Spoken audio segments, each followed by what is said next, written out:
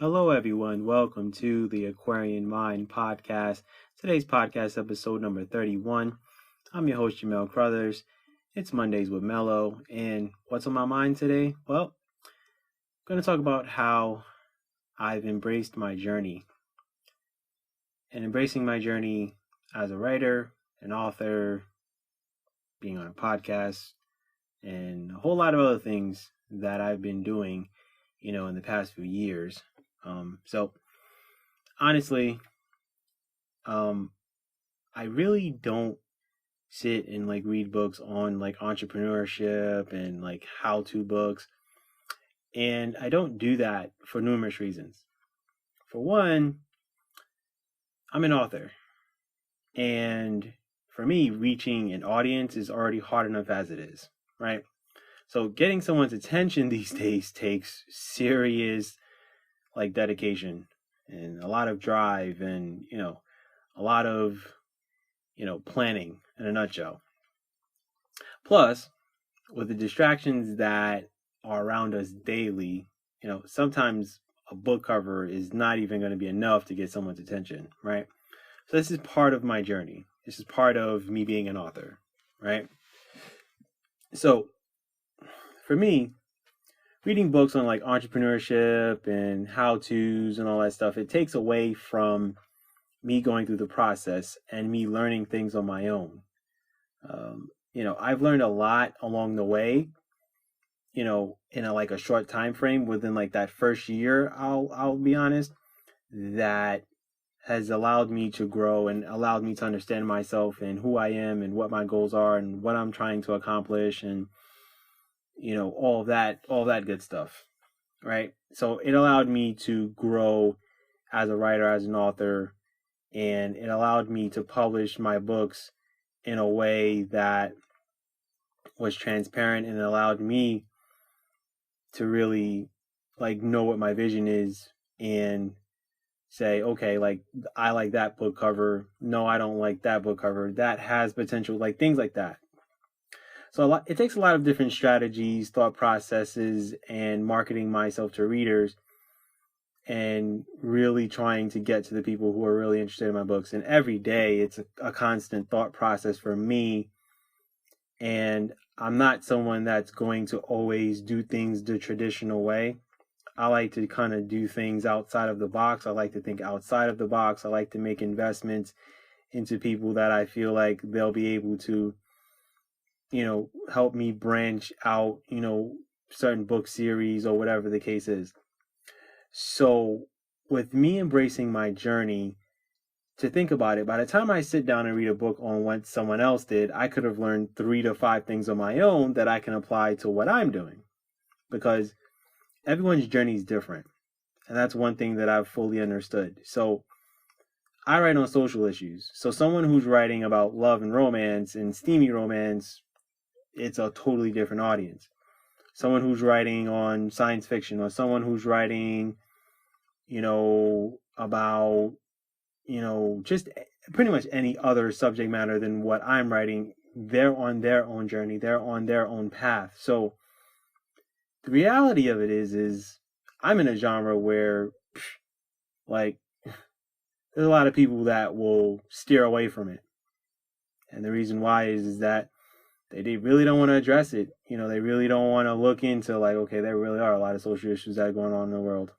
So I stand out from the pack.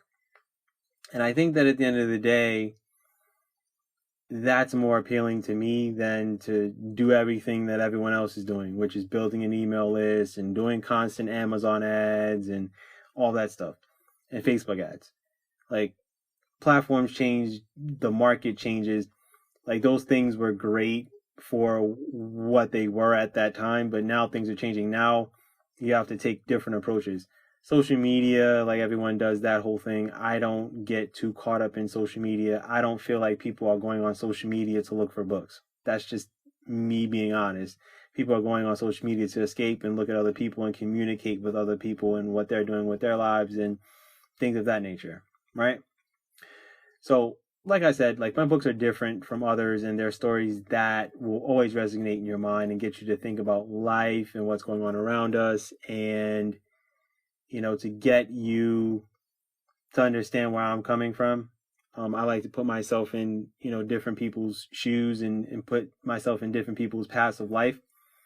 And that's part of my journey. And it's hard to write a lot of the content that I do, but I know that a lot of the content that I do write about will be, content that you can read 5 years from now, 10 years from now, 15, 20 years from now. I feel like my books will always be appealing to some kind of audience in some way, shape, or form. So right now I can tackle, baby boomers, right now, and Gen X, Gen Y, but then as Gen Z starts to grow up and understand life and see life in different ways, then my audience becomes them. You see what I'm saying? So for me, the title of this podcast is for a reason. And I tell people to always do what's best for them, because at the end of the day, they can say that they did it their way and no one else's. I always tell people, don't fall in love with trying to do what everyone else is doing. And that's what I learned early on. I think within like the first year to a year and a half, I always, said to myself, okay, Mel, don't try to do what everyone else is telling you to do. Just, take bits and pieces of what people are doing and apply it, but not copy everything that people, what people are doing. And I'm talking about, other authors and other writers. So for me, embracing your own journey is easier said than done. But, when you see everyone else's success, people tend to get down on themselves and what they're doing, but I always will continue to do what I'm great at. So I may be, great at, formatting my books, but I'm not great at marketing my books. So I'm going to, find people that can market my books and do that for me. You know what I'm saying? I can't do every single thing. I gotta have a little help, and, I gotta, get a couple of people to help me here and there. So just because someone is doing something and it worked for them, it doesn't necessarily mean that it's always going to work for you. So, I always tell people to just keep doing the work and the results will show, no matter what. Just stick to your path. Don't go down a road that it's not going to benefit you in the long run. People tend to rush the process, and I'm someone that I'm not going to rush the process. And I've had conversations with people that are close to me. I've had, conversations with my godmother, and she told me, you may not be seeing the results now, but she said, as time goes on, your work will show for itself and the results will start to show. And I'm not necessarily talking about monetarily, because of course the goal is for me to have this as a career and for me to, consistently, have, good income from the books that I'm writing. But then there's also other ventures that I'm looking into in order for me to grow my own brand. But for me, I always say to myself, the grind is better than the quick results. And I see a lot of times authors are successful quick as hell with their first book, and then that second and third book, the results aren't the same because they only have that one book that they can live off of. So, if you're going to be a writer and an author and you want to be successful, I will tell you to write multiple books. And however many you have kind of set in your mind, I would, do that. I mean, I'm nearing 30 as we speak. My goal is 60, which, if you guys don't know by now, that's the goal. And I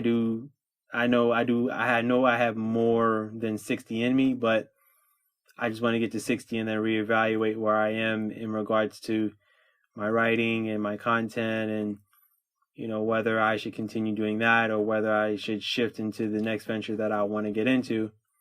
But I just want to tell you guys that whatever you're doing in regards to working on accomplishing your goals and working on something bigger than you, that you gotta carve your own path. I don't follow what other people are doing because I know that's not for me.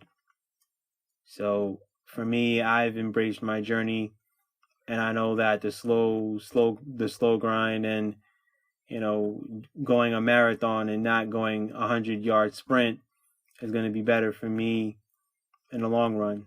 And I always say it's about longevity and legacy for me. And when it's all said and done for me, I want to be remembered for impacting the world, and not necessarily just through my writing, but also through philanthropy work that I want to do, and growing a clothing line that I've been continually working on, and a whole lot of other things. So with that said, that's my podcast for today. Just wanted to delve into that and give you guys a look into how I think and how I'm embracing my journey, and how after 5 years I'm still going strong. So have a good week, everyone, and go accomplish your goals.